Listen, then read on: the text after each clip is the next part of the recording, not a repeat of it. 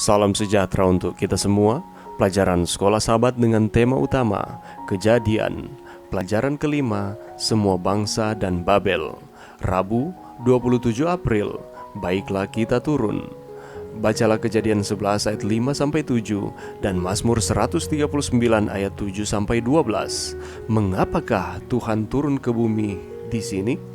Peristiwa apakah yang memotivasi reaksi ilahi ini?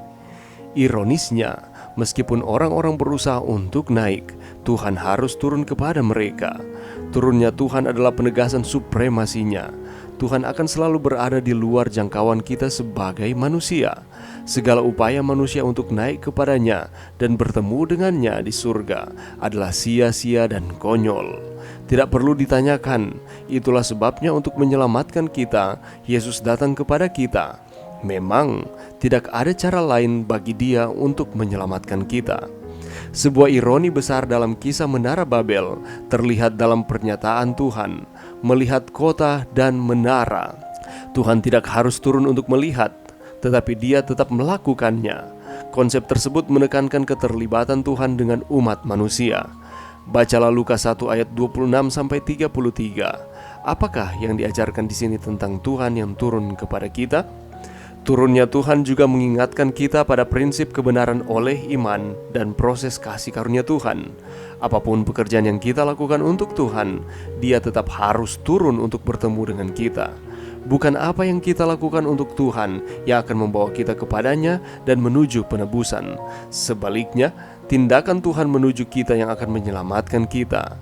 Faktanya, 2 kali ayat dalam kitab Kejadian berbicara tentang Tuhan yang turun, yang sepertinya menyiratkan betapa Dia peduli tentang apa yang terjadi di sana. Menurut ayat itu, Tuhan ingin mengakhiri persatuan yang tertanam dalam mereka, yang mengingat keadaan kejatuhan mereka hanya dapat menuntun pada semakin banyak kejahatan. Itulah mengapa Dia memilih untuk mengacaukan bahasa mereka yang akan mengakhiri skema persatuan mereka. Rencana pembangun Babel berakhir dengan kekalahan dan rasa malu. Tugu peringatan akan kebanggaan mereka berubah menjadi peringatan akan kebodohan mereka. Namun demikian, manusia tetap mengikuti jalan yang sama, tergantung kepada diri dan menolak hukum Allah. Ini adalah yang telah dicoba dijalankan setan di dalam surga, sama dengan apa yang mendorong Kain dalam mempersembahkan korbannya. Alfa dan Omega jilid 1, halaman 134. Bagaimanakah kita melihat dalam kisah Menara Babel, contoh lain dari keangkuhan manusia, dan bagaimanakah pada akhirnya itu akan gagal? Pelajaran pribadi apakah yang dapat kita ambil dari cerita ini? Pelajaran yang bisa kita dapatkan pada saat ini. Marilah kita membaca di dalam Kejadian 11 ayat 5-7. Lalu turunlah Tuhan untuk melihat kota dan menara yang didirikan oleh anak-anak manusia itu. Dan Ia berfirman, mereka ini satu bangsa dengan satu bahasa untuk semuanya. Ini barulah permulaan usaha mereka. Mulai dari sekarang apapun juga yang mereka rencanakan, tidak ada yang tidak akan dapat terlaksana.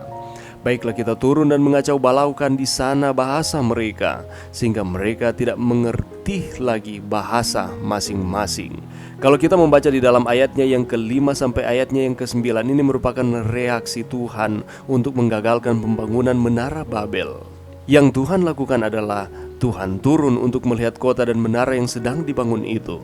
Menara yang dibangun tinggi dengan rencana hingga sampai ke sorga, supaya anak-anak manusia dapat naik dan melihat kemuliaannya. Justru disikapi oleh Allah dengan cara sebaliknya, ialah Allah turun untuk melihat mereka.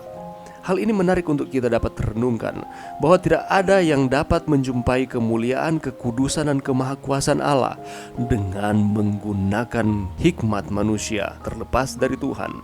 Siapapun di kolong langit ini tidak akan mampu untuk melakukannya. Tetapi sebaliknya yang dilakukan oleh Allah ialah Ia berinisiatif untuk turun menjumpai kefanaan, kerendahan, kenajisan manusia. Dan apa akibatnya apabila Allah tidak berinisiatif untuk turun melihat manusia? Maka manusia tidak bisa menjumpai Allah, dan manusia tidak memiliki pengharapan. Turunnya Tuhan juga mengingatkan kita pada prinsip kebenaran oleh iman dan proses kasih karunia Tuhan. Apapun pekerjaan yang kita lakukan untuk Tuhan, Dia tetap harus turun untuk bertemu dengan kita. Dan keselamatan itu diberikan Allah dengan cuma-cuma, bukan karena usaha kita untuk menggapainya, atau dengan kata lain usaha kita untuk naik mencapai Tuhan. Tetapi Tuhan harus turun dan menganugerahkan keselamatan kepada kita. Yang dilakukan Tuhan yang kedua adalah Dia mengacau balaukan keseragaman yang tadinya ini dibanggakan oleh orang-orang pada waktu itu. Kesatuan bahasa dan logat sebagai anugerah Allah ternyata disalahgunakan untuk memberontak kepada Sang Pemberi keseragaman itu. Maka apa yang terjadi?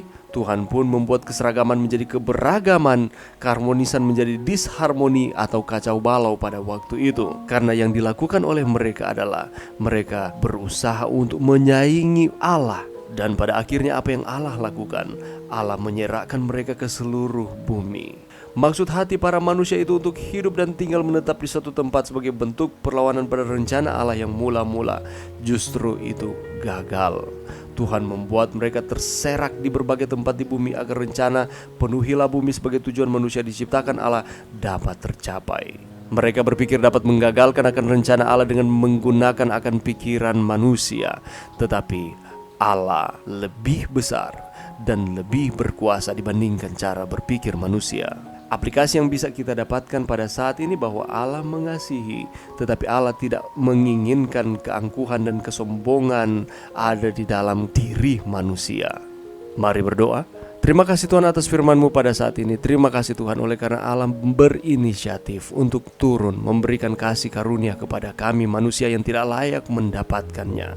Bahwa Allah menginginkan supaya kami manusia terus setia kepada Tuhan, menghindari keangkuhan dan kesombongan. Ini doa kami di dalam nama Yesus. Amin.